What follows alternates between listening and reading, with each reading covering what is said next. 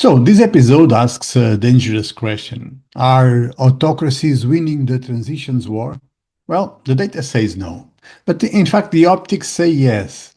And confusing the two is costing money, time, strategic advantage. Not good. So using the AWTY Composite Index of 2024, up to 2024, across all five transitions, the green, the digital, the new globalization, the war economy, and the housing crisis, democracies score on average 7.1 out of 10, while autocracies score 4.9. But during crisis, autocracies look faster. It looks like they react faster, they're cleaner, they're more decisive. And here's the decision question. Are we mistaking coordination speed for transition success? Well, in this episode, we break down where autocracies actually outperform, where democracies clearly dominate, and why confusing the two leads to bad funding and policy decisions.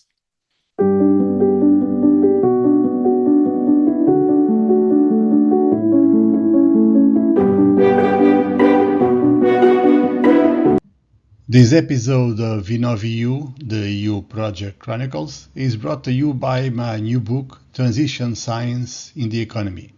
In it, I use data from more than 180 countries and 150,000 observations, data points, to show how five global shifts, five global transitions, the digital, the green, the new globalization, the transition to a war economy, and the housing crisis transition, how these five transitions are collapsing the middle class and rewriting prosperity and power.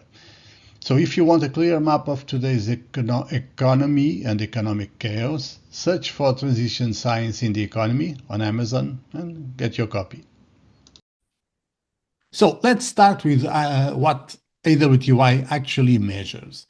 It doesn't measure GDP, it measures coordinated movement across five structural transitions: the green transition, the digital transition, new globalization, the transition to a new globalization, transition to a war economy, and the transition out of a housing crisis. Well, autocracies tend to score higher in short-term coordination dimensions. What does this mean? Does this mean? It means more specifically war economy mobilization. They mobilize fast. We've seen that in Russia. Strategic industrial policy execution. Well, you can see that in North Korea nowadays, this year as well. A good example. Large-scale digital infrastructure rollouts. Can think of an example nowadays, but if you look at the past examples, it's easy to find, for instance, Soviet Union electrifying all the territory, building all those railways with slaves and the Gulag system, but well, they did it faster than many non-autocratic countries, because centralized power reduces friction, and opposition doesn't count in this regime. So implementation comes fast. That creates what I called in the newsletter the illusion of efficiency. But AWTY is multidimensional, and when we disaggregate the data, democracies outperform in long-term prosperity drivers. Democracies score higher in housing affordability over time, in innovation diffusion across society, in green transition resilience, and in human capital retention. So progress is slower, but compounds, the gains compound. So autocracies optimize control and democracies optimize durability. Well, smart people get this wrong because they look at visible deployment. Highways, data centers, defense production, how many missiles manufactured, how many tanks. AWTY captures what is harder to see: institutional adaptability, distributed innovation, social resilience, long-term sustainability in the end. So let's take an example, what I call the speed trap. And let's make this concrete. Imagine two countries building digital infrastructure. Country A is an autocracy. It builds data centers fast. It rolls out 5G fast. Don't see what country I'm thinking about, don't you? It centralizes platforms under tight control, great firewalls. From the outside, this looks impressive, but here's where AWTY helps. It helps us see some differences. Who is actually benefiting from this? Are startups actually scaling? Is knowledge spreading across the economy? In many autocracies, digital growth is concentrated. A few large actors win.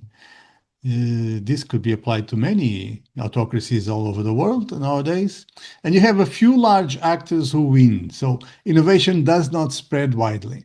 Now compare that to a democracy.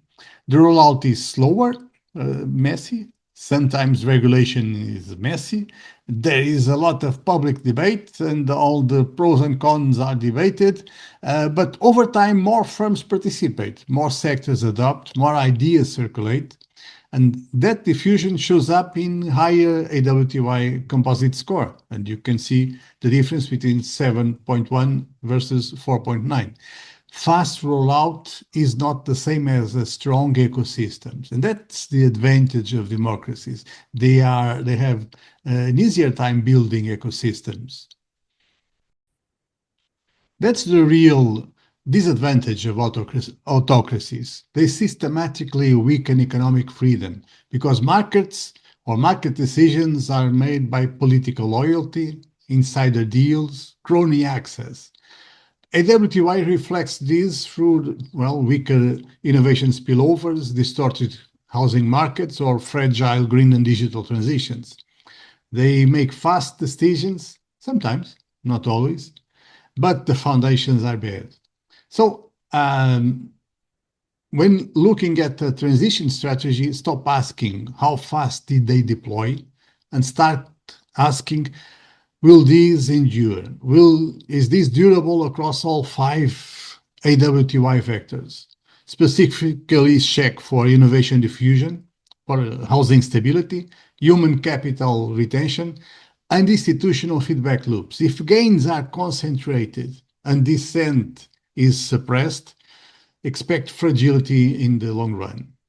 Well, I hope you enjoyed the episode.